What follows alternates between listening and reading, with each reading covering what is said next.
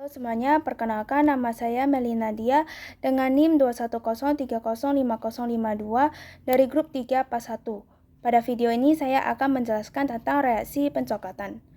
Buah-buahan ataupun sayur-sayuran, jika dilakukan pengupasan dan pemrosesan termal, dapat mengganggu kualitas akhir dari produk.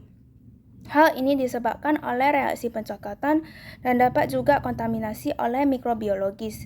Bahan makanan, umumnya hortikultura dapat mengalami dua macam reaksi pencoklatan, yaitu pencoklatan enzimatis dan pencoklatan non-enzimatis. Yang pertama adalah pencoklatan enzimatis. Pencoklatan enzimatis sering terjadi pada buah-buahan yang memiliki kandungan substrat senyawa fenolik yang banyak.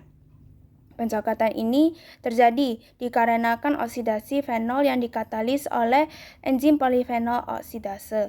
Karena peran dari enzim polifenol oksidase ini adalah untuk menentukan mutu dari bahan tersebut. Pencegahan yang dapat digunakan untuk menghambat pencoklatan enzimatis antara lain adalah dengan asam askorbat atau dikenal dengan vitamin C, natrium bisulfit, dan tiol. Asam askorbat digunakan untuk merusak sisi aktif dari histin, sedangkan bisulfit dan tiol berfungsi untuk menghilangkan CO2+ pada sisi aktif.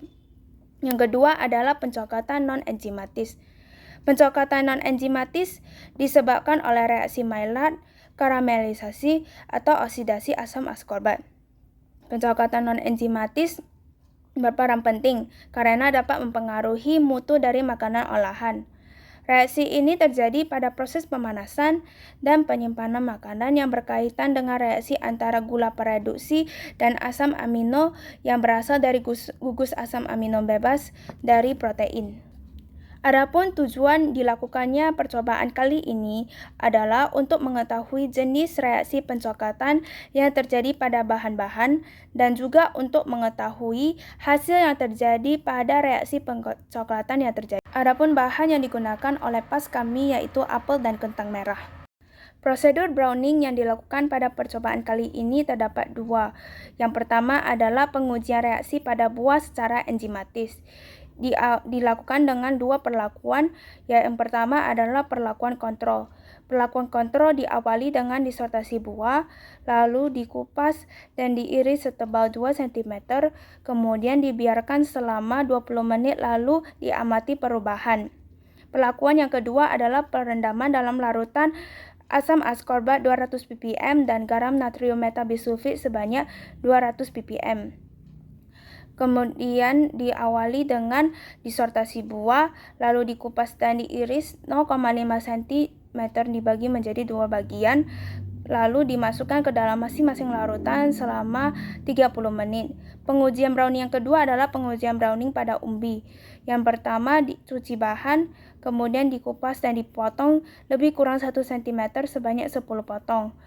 Dilakukan dengan dua perlakuan. Yang pertama adalah tanpa asam askorbat yang diawali dengan disortasi umbi, lalu dikupas dan diiris setebal 0,5 cm dan dibiarkan selama 20 menit.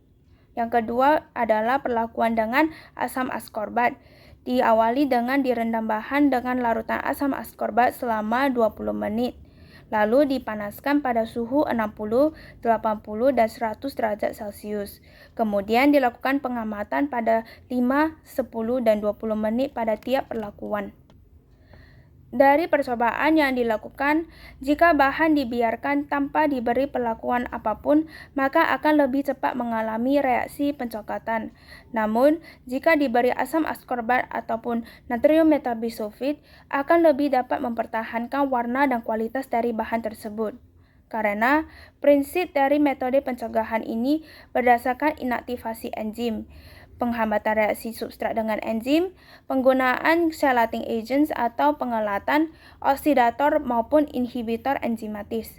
Sehingga bahan kimia ini digunakan untuk menstabilkan warna produk dan menghambat pencoklatan. Sekian dari video saya, terima kasih.